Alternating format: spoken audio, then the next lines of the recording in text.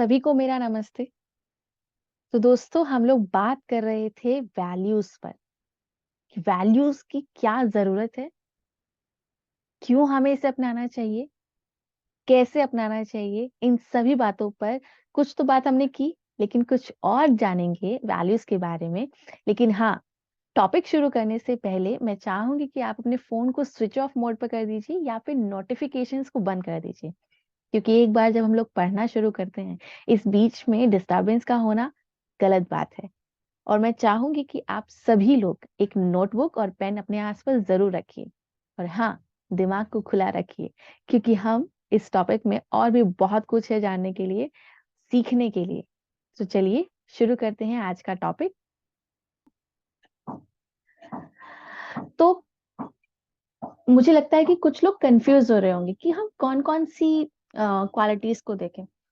तो जो क्वालिटी आप अपने रोल मॉडल में देख रहे हैं, ये सब कहलाती है कोर वैल्यूज। क्या कहलाती है? Core values. वैल्यूज कुछ भी हो सकती है। अचीवर, यहाँ पे मैंने कुछ वैल्यूज लिखी हुई हैं, जिनको मैं एक एक करके पढ़ूंगी। अचीवर यानी कि उसने काफी अच्छे से कुछ चीज को हासिल किया है। बैलेंस यानी कि वो अपने लाइफ या डेली रूटीन में बैलेंस बनाकर रखता है। बैलेंस बनाकर रखना यानी कि किसी एक चीज को ज्यादा या कम नहीं होने देना। इमोशंस में भी बैलेंस बनाना होता है। कंपैशनेट, किसी चीज को लेके बहुत जुझारू है। ठीक है, क्यूरियस है, बहुत चीजों को लेके बहुत जिज्ञासु है, तो ये उसकी क्वालिटी है अगर वो ठीक तरीके से उसको इम्प्लीमेंट कर पा रहे हैं। क्रिएटिव है, हम्म चीजों को नए तरीके से डील करने की उसकी एक आदत है, तो वो क्रिएटिव कहलाएगा। बहुत काइंड है, हाँ, लर्निंग अच्छी है इसकी, लॉयल्टी है, डिसिप्लिन है। तो they are so many things जो मैं अभी आपको पढ़ रही हूँ। अचीवर, बैलेंस, कंपैशनेट होना, कम्युनिटी, कॉम्पिटेंट, क्रिएटिव होना, क्यूरियस होना, किसी चीज को लेकर जिज्ञासु होना, determined, discipline, fair, happy, hard working, honest, humorous, kind, knowledgeable, leader. तो ये अलग अलग तरीके की क्वालिटीज हैं, ये जिन्हें हम वैल्यूज कहते हैं। क्या कहते हैं? वैल्यूज। आप चाहें तो इन सब चीजों को एक बार इस अच्छे से देख सकते हैं। कोर वैल्यूज को आप चाहें तो इन्हें लिख सकते हैं, आप चाहें तो जहन में याद कर सकते हैं। राइट?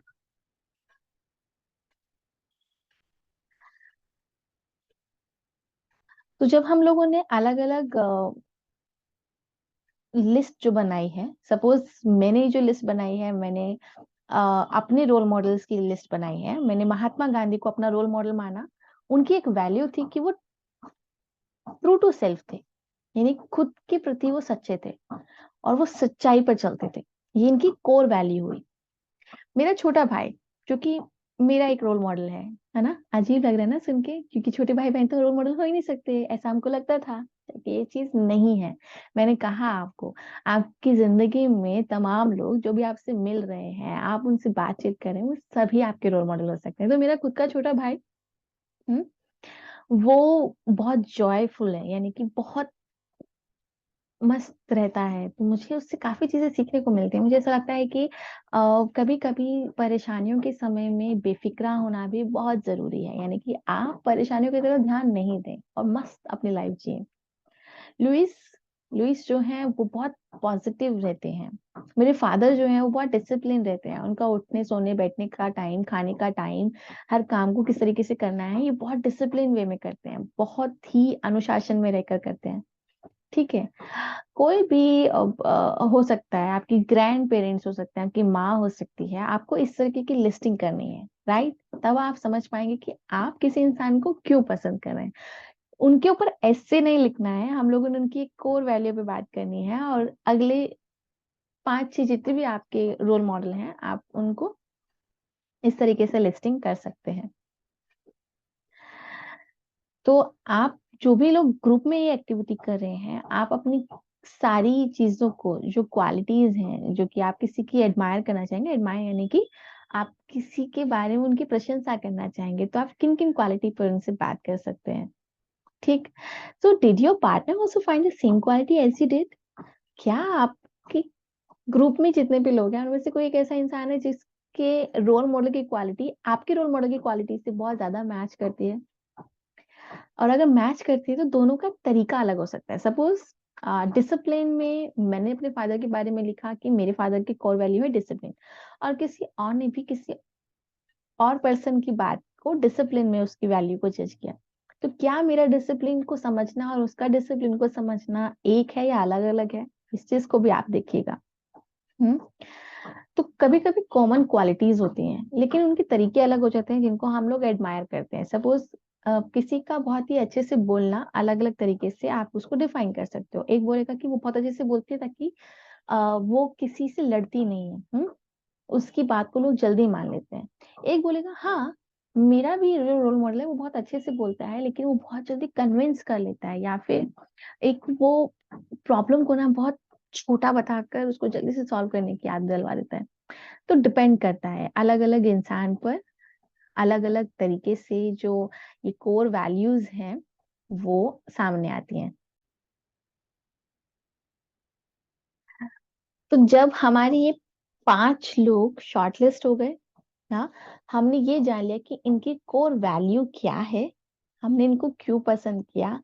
अब इनके बारे में हम थोड़ा और जानेंगे। क्यों जानेंगे? अरे भाई इसीलिए जानेंगे ना क्योंकि हमें ये पता लगाना है कि जिनको हम अपना रोल मॉडल मान रहे हैं, क्या वो सही मायने में हमारे रोल मॉडल बन सकते हैं या नहीं। क्योंकि ये बहुत डिफिकल्ट टास्क है, आप हर किसी को अपना रोल मॉडल नहीं बना सकते हो, लेकिन कुछ खास लोगों को अपना रोल मॉडल बना रहे हैं तो बेहद सोच समझ के बनाएंगे। तो आइए नेक्स्ट एक्टिविटी करते हैं। अब हम लोग थोड़ा सा और जानेंगे। हम्म यानी कि अ, उन सब नामों को जान वापस से देखिए जो कि आप लोगों ने शॉर्ट लिस्ट किए हैं। अब आप मुझे एक बात बताइए कि आप उनके बारे में कितना जानते हैं। यानी कि अगर आप किसी को कह रहे हो कि ये बहुत अच्छा फाइटर है, तो जरूर आपने कोई कोई बात जानी होगी ना, या फिर उसने अपने आप को बताया कि अरे यार मैंने तो एक बार ऐसा किया था और इस चीज को मैंने ऐसे जीता। आप बोलोगे ओके, पर ऐसा नहीं है। आपको पता है उनकी लाइफ के बारे में? क्या आपको लग रहा है कि उनकी लाइफ में एक ही स्ट्रगल था या और भी बहुत सारे स्ट्रगल थे जिन्हों को उन्होंने बहुत अच्छे से डील किया? ठीक।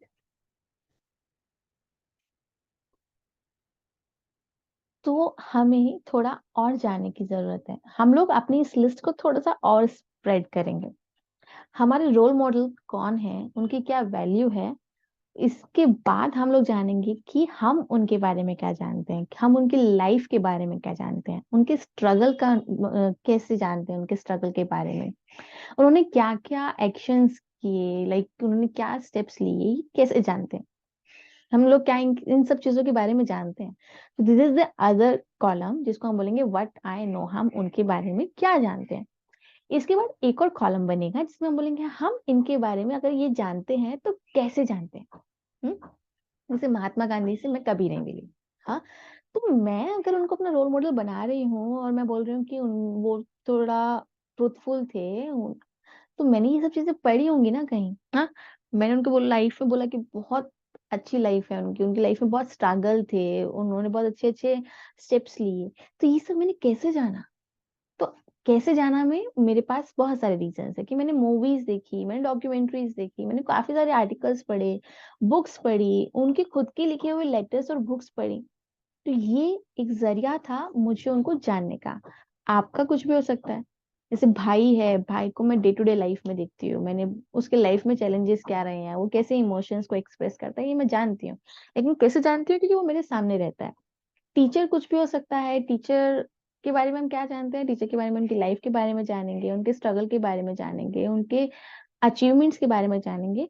अब कोई आपसे पूछे कि कैसे जाना, तो आप बोलोगे कि एक तो डे टू डे लाइफ में मिलते हैं, उन्होंने खुद से बताया, या फिर उनके बारे में किसी और टीचर ने बताया, उनके फैमिली मेंबर ने बताया। This is all up to you, आपने उस पर्टिकुलर रोल मॉडल के बारे में कैसे जाना। आपको अपनी शीट कुछ इस तरीके से बनानी है जैसे कि यहाँ दिखाया गया है। हाँ,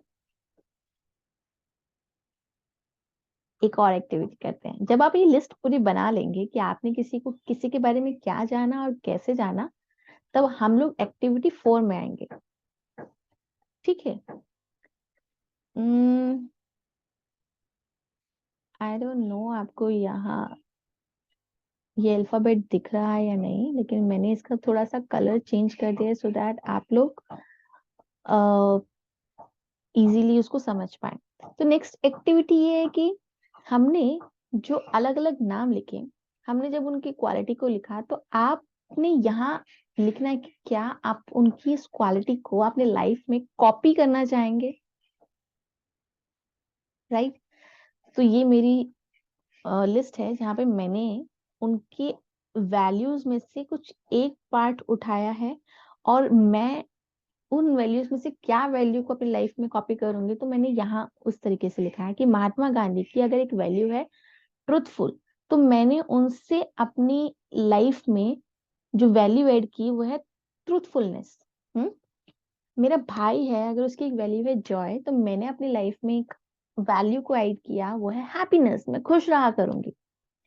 ठीक, किसी की अगर पॉजिटिव पर्सनैलिटी, तो मैंने वहां से पॉजिटिविटी उठा ली। हाँ, कोई जो है डिसिप्लिन था, जिसने बहुत मेहनत से एक सफर को पार किया, तो मुझे लगा कि ये एक अच्छी वैल्यू है, तो मैंने अपनी लाइफ में ऐड किया डिसिप्लिन वैल्यू। तो आप समझ पा रहे हैं कि आखिर जब मैंने ये पूरी वर्कशॉप, ये पूरा एक वीडियो शुरू किया, वहां पे जब मैंने अपना एक वर्ड बोला वैल्यू, तो वो वैल्यू का असली मतलब क्या है। हम लोगों ने जाना कि हर एक इंसान में एक खूबी होती है, उस खूबी से हम लोग बहुत इंस्पायर होते हैं। तो जब हमें लगता है कि हमें अपनी लाइफ में एक रोल मॉडल की जरूरत है, क्योंकि हम क्या बनना चाहते हैं ये काफी हद तक उन लोगों पे डिपेंड करता है जिनके सराउंडिंग्स में हम लोग रह रहे हैं। हम्म तो अगर आप क्या बनना चाहते हैं, कोई आपसे पूछ ले कि आप ये क्यों बनना चाहते हैं, तो आपके पास रीजन होना चाहिए कि मैं ऐसा क्यों बनना चाहता हूँ। हम्म तो आप बोलेंगे कि भाई ऐसा तो मैंने इस उस इंसान को देखा, तो भाई उस इंसान को आपने इतना जल्दी एक्सेप्ट क्यों कर लिया, तो आप बोलोगे कि भाई वो मेरा रोल मॉडल है। और कोई जब आपसे ये पूछे कि वो आपका क्यों रोल मॉडल है, तो आप उसको डिफाइन कर सकेंगे कि भाई रोल मॉडल में ये वैल्यूज थी। जब मैं इनके बारे में ये जान रहा था कि ये ऐसा कर रहे हैं, तो मैंने अलग अलग चीजें देखी, पढ़ी, सुनी, और इसके बाद मुझे लगा कि मुझे इनकी लाइफ से बहुत अच्छी वाइब्स आ रही है, और इनकी लाइफ का एक छोटा सा पार्ट मैं अपने अंदर भी लेके आना चाह रहा था। और मैंने इनकी लाइफ से ये, इनकी वैल्यूज से मैंने ये वैल्यू अपने वैल्यूज में ऐड की। Right, is it all clear? किसी तरीके का कोई डाउट है तो आप जरूर लिखिए और पूछिए कि क्या आपको समझ में नहीं आ रहा है। राइट, इसके बाद जो हमारी फिफ्थ एक्टिविटी बचती है वो है कि आपने सोचना है और लिखना है अलग अलग तरीकों के बारे में, जिससे ये सारी वैल्यूज जो आपने शॉर्ट लिस्ट की अपने लिए, वो अपनी लाइफ में कैसे इम्प्लीमेंट करेंगे। ठीक है, आपने देखना होगा कि आप कहाँ कहाँ किन किन बातों को ऐड करेंगे। सपोज हमारे डेली रूटीन में डिसिप्लिन की जरूरत है, तो आपने लिखना है कि मैं अपने लाइफ के डेली रूटीन में ये वाली वैल्यू जो कि इस बंदे की थी वो ऐड करना चाहता हूँ। स्टडी में आप क्या करना चाहते हैं, अगर आप खेल रहे हैं तो आप खेल में कौन सी वैल्यूज को ऐड करना चाहेंगे। ठीक है, आपकी हॉबीज में क्या करना चाहिए। कभी कुछ लोग बोलते हैं कि मेरी ये हॉबी है, लेकिन अगर उनसे पूछा जाए कि अपनी हॉबी पे कितना समय गवा रहे हैं, तो जान के हैरानी होगी कि कुछ लोग बोलते हैं कि हफ्ते में सिर्फ 1 घंटा। तो आप हफ्ते में कोई 1 घंटा कर रहे हो, वो आपकी हॉबी कैसे हो सकती है। तो आपने हर चीज को बहुत ही perfectly, again I am saying perfectly, तो no one is perfect but we can try to be a perfect person, right. तो यही सब चीजें हमने जो उनसे सीखा, हमने उनको बताना है कि अपने लिए कि हम इसको कैसे यूज करेंगे। सपोज हमारी महात्मा गांधी की एक वैल्यू थी ट्रूथफुलनेस, तो यहाँ पे आपने लिखना है हाउ आई यूज इट। ठीक है, जॉय, जॉय हमने कहाँ पर यूज करना है। हम्म पॉजिटिविटी को हम कहाँ यूज करेंगे। Hmm right. और जैसे मैंने यहाँ पे लिखा how I use it, Mahatma Gandhi में मैंने लिखा कि when some work is assigned complete it honestly. जब मुझे कोई काम दिया जाएगा, वहां पर मुझे उस काम को पूरा करना है, ऑनेस्टली काम को पूरा करना है। कोई भी झूठ नहीं बोलना है, कोई भी बहाना नहीं बनाना है, कोई भी केयरलेसनेस नहीं दिखानी है। राइट? टीचर के सामने कभी झूठ नहीं बोलना है, टीचर को झूठ नहीं बोलना है. This is my way to use all this value in my life, right? तो अगर आप लोग कुछ इस तरीके से अपने लाइफ को प्लान करेंगे, तो मुझे लगता है कि बेहतरीन तरीके से आप इस चीज को आइडेंटिफाई कर पाएंगे कि आपकी लाइफ में आपके रोल मॉडल का क्या रोल है एग्जैक्टली exactly. ठीक है? तो काफी हद तक आपको ये क्लियर हो गया होगा कि जब लोग बोलते हैं कि यार ये मेरा रोल मॉडल है, तो आप समझ रहे होंगे कि उनको रोल मॉडल क्यों कहा जाता है. क्योंकि कोई इंसान जिसको आप अपने अपने से खास बता रहे हैं, तो कुछ अच्छी चीजें ऐसी होनी चाहिए जो आप अपने अंदर ट्रांसफर कर सकें.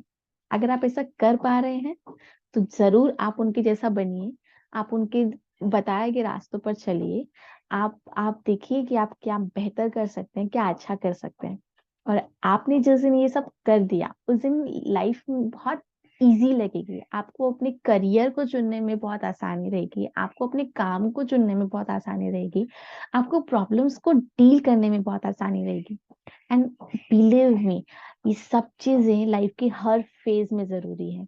आपकी पर्सनल लाइफ में, आपकी प्रोफेशनल लाइफ में, आपके फ्यूचर में, हर एक जगह. और अगर आप ये खुद से सीख लेंगे, तो मुझे लगता है कि आप तमाम लोगों को भी सिखा सकते हैं कि किस तरीके से हर चीज को मैनेज करना है, आपने अपनी लाइफ में प्रॉब्लम्स को कैसे ओवरकम करना है, राइट?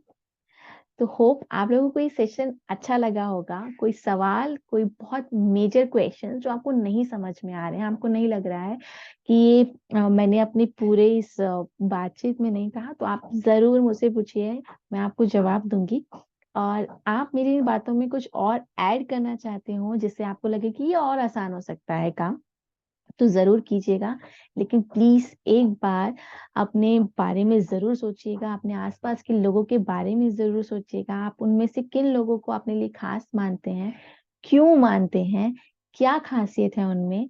आप उनके बारे में और जानिए कि आपको लगता है ये अगर खासियत है, तो कुछ और भी होगा. तो आप उन सब लोगों के बारे में और डिटेल में जानिए, पढ़िए, सुनिए, और उनकी खास बातों को अपने अंदर लाइए. कैसे लेकर आना है, सिर्फ यहाँ तक नहीं रुकना है, आपने पूरा इम्प्लीमेंट करना है कि कैसे लेकर आना है, कब लेकर आना है, वो सारा इम्प्लीमेंटेशन. इस सारी वैल्यूज को अपनी लाइफ में ऐड कीजिए. दोबारा जल्द मिलेंगे एक नए टॉपिक के साथ, आपको कुछ और नया बताने सिखाने के लिए. तब तक के लिए बाय बाय.